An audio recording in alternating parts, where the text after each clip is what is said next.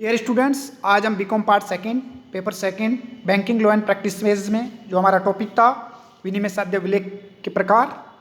इससे पूर्व के वीडियो में हमने विनिमय साध्य विलेख में उसके अर्थ, उसकी विशेषताएं और उसकी जो मान्यताएं हैं हम उस पर चर्चा कर चुके हैं। आज हम इसके जो प्रकार है उसके बारे में चर्चा करेंगे। सबसे पहले इसके जो प्रकार है उसमें 3 आते हैं हमारे चेक, विनिमय बिल और प्रतिज्ञा पत्र। सबसे पहले हम चेक के बारे में चर्चा करेंगे, जिसमें मीनिंग ऑफ चेक यानी चेक का क्या अर्थ है।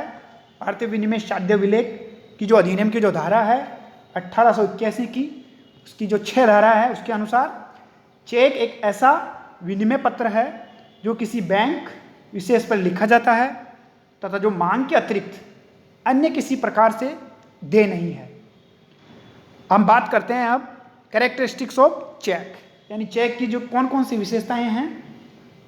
हम कुछ छोटी छोटी बिंदुओं के आधार पर इसकी विशेषताओं को उल्लेखित कर सकते हैं। पहला है, यह एक लिखित विलेख है। दूसरा, चेक आर्ता द्वारा अपने बैंक को आदेश, अर्थात चेक सदैव एक लिखित विलेख होता है, चाहे वह पेंसिल, पेन अथवा टाइप से लिखा हो अथवा छपा हो सकता है। जालसाजी के डर से चेक प्राय पेंसिल से नहीं लिखा जाता। तीसरा है, इसकी जो विशेषता है, चेक आर्ता द्वारा अपने बैंक को आदेश। कहने का तात्पर्य, चेक का जो आर्थक है वो हमेशा लिखित एवं हस्ताक्षर अपने बैंकर को आदेश देता है। तीसरी विशेषता की अगर हम बात करें तो शर्त रहित आदेश यानी चेक एक शर्त रहित आदेश होता है। चौथी विशेषता है मांगने पर देय यानी पेएबल ऑन डिमांड। चेक का भुगतान मांगने पर देय होता है। बैंकर को चेक का भुगतान मांगते ही करना पड़ता है। पांचवी इसकी जो विशेषता है वो है निश्चित राशि यानी सर्टेन अमाउंट। कहने का तात्पर्य, चेक में भुगतान की जाने वाली जो राशि होती है वो एक निश्चित होती है और बैंकर को इस निश्चित राशि के भुगतान का स्पष्ट आदेश होता है। छठी विशेषता की अगर हम चर्चा करें तो चेक का जो भुगतान है वो निश्चित आदाता को होता है यानी payment of cheques to certain page यानी चेक का भुगतान एक निश्चित व्यक्ति या आदेशित व्यक्ति अन्यथा न होने पर वाहक यानी बीएस को भुगतान होता है।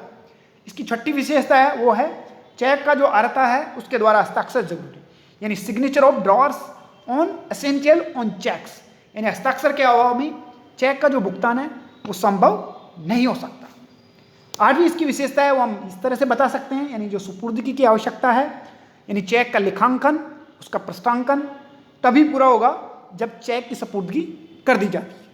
और नवीं इसकी जो प्रमुख विशेषता है, चेक मुख्यतः 2 रूप से लिखे जाते हैं। पहला ऑर्डर चेक और दूसरा बियर चेक जिसको हम वाहक चेक कहते हैं, जो उसके धारकों को यानी वाहक को भुगतान करने योग्य होते हैं। अब हम बात करते हैं पार्टीज ऑफ चेक्स की। हम बात करते हैं चेक के प्राय 3 पक्षकार होते हैं।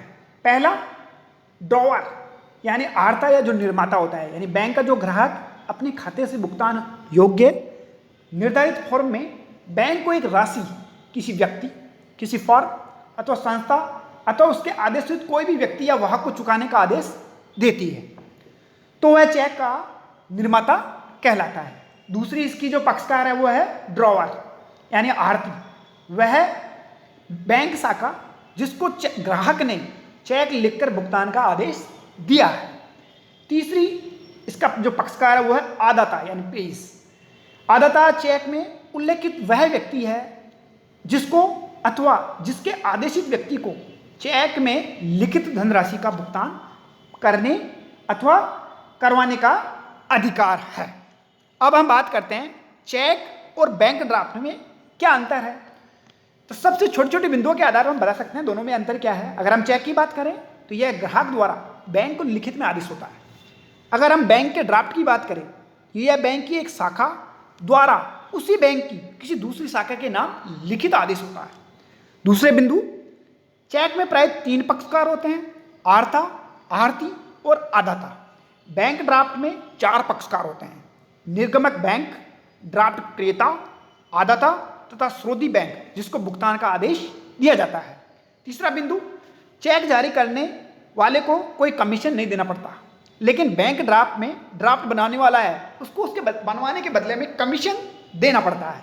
चौथा बिंदु, चेक का भुगतान होता है वो रुकवाया जा सकता है, लेकिन ड्राफ्ट का भुगतान आदाता की सहमति के बिना नहीं रुकवाया जा सकता। अब हम बात करते हैं दूसरा हमारा विनिमय साध्य बिल के बारे में बात करते हैं, यानी बिल ऑफ एक्सचेंज। सबसे पहले हम बात करते हैं इसका अर्थ, यानी इसकी मीनिंग। यानी विनिमय साध्य एक लिखित एवं शर्त रहित आदेश है जिसमें बिल का जो लेखक है अपने हस्ताक्षर करके किसी व्यक्ति को एक निश्चित धनराशि किसी निश्चित व्यक्ति अथवा उसके आदेशित व्यक्ति अथवा वाहक को भुगतान का आदेश देता है। अब हम बात करते हैं इसके प्रकार का, यानी types of bill of exchange की बात करते हैं। तो इसके जो टाइप्स है उसमें सबसे पहले आता है मांग बिल, यानी डिमांड बिल। यह बिल विनिमय बिल होता है जिसका भुगतान मांगने पर देय है। इस भुगतान की कोई अवधि निर्धारित नहीं होती है। जो ही बिल भुगतान के लिए प्रस्तुत किया जाता है अथवा दिखाया जाता है उसका भुगतान तत्काल देय होता है। दूसरा इसका जो प्रकार है वो है सावधि बिल, यानी टाइम बिल। जिस विनिमय बिल का भुगतान मांग पर न होकर एक निश्चित अवधि के पश्चात देय हो उस बिल को हम सावधि बिल कहते हैं। तीसरा है सहायतार्थ विनिमय बिल, कमेंडेशन बिल जिसको हम बोलते हैं। वो होता है विनिमय साध्य विलेख अधिनियम की, अगर हम 1881 की जो धारा है 59, उसमें सहायतार्थ जो विनिमय बिल के जो प्रावधान है वो ये है कि व्यावसायिक जगत में प्रतिबल के बदले न लिखे जाकर पारस्परिक सहायता के लिए लिखे जाते हैं। अगले हम बात करते हैं चौथा, आंतरिक बिल तथा विदेशी विनिमय बिल। आंतरिक बिल का मतलब है विनिमय साध्य अधिनियम की, अगर हम अधिनियम की जो 1881 का जो अधिनियम है उसकी धारा 11 के अनुसार देशी विनिमय बिल की हम बात करते हैं, यानी इंडियन बिल्स की, जिसे भारत में लिखा गया हो और उसका जो एक्सेप्टेपर है यानी स्वीकर्ता है वो भारत का निवासी हो, तो जिसका भुगतान भारत में होना हो। जिस बिल को भारत में लिखा गया हो और उसका भुगतान भारत में होना हो, ऐसे बिल को हम, चाहे उसका स्वीकर्ता विदेश में ही क्यों नहीं रहता। दूसरा है विदेशी विनिमय बिल, यानी फॉरेन बिल ऑफ एक्सचेंज। इसमें क्या होता है, भारतीय विनिमय साध्य अधिनियम 1881 की जो धारा 12 है उसकी कुछ शर्तें हैं। पहली शर्त है बिल भारत में लिखा गया हो और बिल का जो स्वीकर्ता हो वो विदेशी अथवा भुगतान विदेश में हो। दूसरी शर्त है विदेशी विनिमय, यानी बिल विदेश में लिखा गया हो पर भुगतान भारत में हो। तीसरी शर्त है बिल विदेश में लिखा गया हो और विदेशी व्यक्ति पर लिखा गया हो। और इसकी चौथी जो मुख्य शर्त है बिल विदेश में लिखा गया हो और उसका भुगतान भी विदेश में ही हो। और पांचवी इसकी जो शर्त है वो है बिल विदेश में लिखा गया हो चाहे भुगतानकर्ता भारत में रहता हो। अब हम बात करते हैं प्रोमिसरी नोट्स की, हम बात करते हैं। पहले लेते हैं हम इसका मीनिंग के बारे में बात करते हैं, यानी विनिमय साध्य लेखे में प्रतिज्ञा पत्र क्या होता है। प्रतिज्ञा पत्र ऋणी द्वारा अपने हस्ताक्षरों से युक्त ऋणदाता को दिया गया शर्त रहित लिखित वचन है जिसमें एक निश्चित रकम ऋणदाता अथवा उसके जो आदेशित व्यक्ति है अथवा वाहक को मांगने पर एक निश्चित अवधि में चुकाने की प्रतिज्ञा की जाती है। कहने का तात्पर्य यह है, अगर इसको हम संक्षिप्त में ले तो प्रतिज्ञा पत्र एक विलेख है, लिखित विलेख है। ये बैंक नोट या करेंसी नोट नहीं है जिस पर उसका लेखक अपने हस्ताक्षर कर शर्त रहित प्रतिज्ञा करता है कि वह किसी व्यक्ति विशेष या उसके द्वारा आदेशित व्यक्ति अथवा विपत्र के वाहक को एक निश्चित रकम का भुगतान करे। अब हम बात करते हैं इसके टाइप्स ऑफ प्रोमिसरी नोट्स की, यानी प्रतिज्ञा पत्र के विभिन्न जो स्वरूप है। पहला है एकाकी प्रतिज्ञा पत्र, यानी सोल प्रोमिसरी नोट।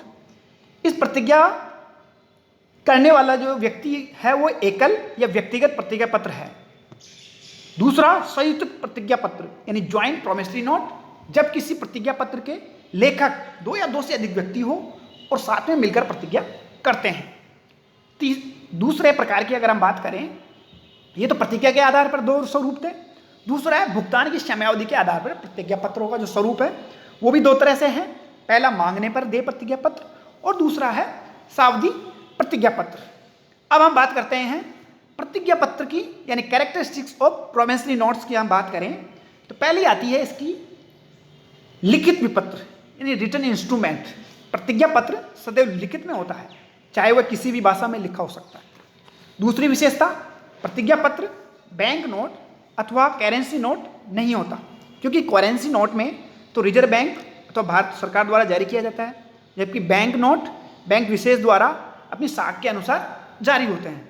तीसरी विशेषता है शर्त रहित प्रतिज्ञा, अनकंडीशनल प्रॉमिस, यानी प्रतिज्ञा पत्र एक शर्त रहित प्रतिज्ञा होती है जिसमें एक निश्चित राशि के भुगतान का वादा अंकित होता है। चौथी विशेषता है एक निश्चित राशि यानी सर्टेन अमाउंट हो, यानी प्रतिज्ञा पत्र में जो देय धनराशि है वो निश्चित, जो केवल मुद्रा में दे अथवा अन्य रूप में नहीं हो।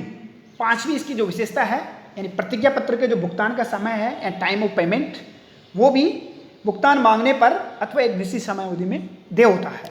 छठी विशेषता है हस्ताक्षरयुक्त, ड्यूली साइंड। प्रतिज्ञा पत्र सदैव हस्ताक्षरयुक्त होना जरूरी है, क्योंकि इससे जो प्रतिज्ञा पत्र का पता चलता है भुगतान के लिए जो उत्तरदायी व्यक्ति है, यानी जिसने हस्ताक्षर किया है या नहीं किया, उसका आसानी से पता लगाया जा सकता है। सातवीं विशेषता है प्रतिज्ञा पत्र व्यक्तिगत अथवा संयुक्त रूप में लिखी जा सकती है। इसकी जो आखिरी विशेषता है वो है निश्चित आदाता, यानी सर्टेन पेज। प्रतिज्ञा पत्र में जो लेखक की भांति उसके द्वारा जो आदाता है उसके द्वारा स्पष्ट उल्लेख होना जरूरी है। प्यारे विद्यार्थियों, आज के टॉपिक में हम आज इतनी ही चर्चा करेंगे। कहने का तात्पर्य है विनिमय साध्य विलेख जो प्रलेख है, इंस्ट्रूमेंट है, इसके जो प्रकार है, यानी इसका पहला जो 3 स्वरूप है, यानी चेक, विनिमय बिल और प्रतिज्ञा पत्र, इनको हम इस आसानी बिंदुओं से संक्षिप्त रूप में आसानी से समझ सकते हैं। कल हम फिर मिलेंगे एक नए वीडियो के साथ, नए उत्साह के साथ। Thank you.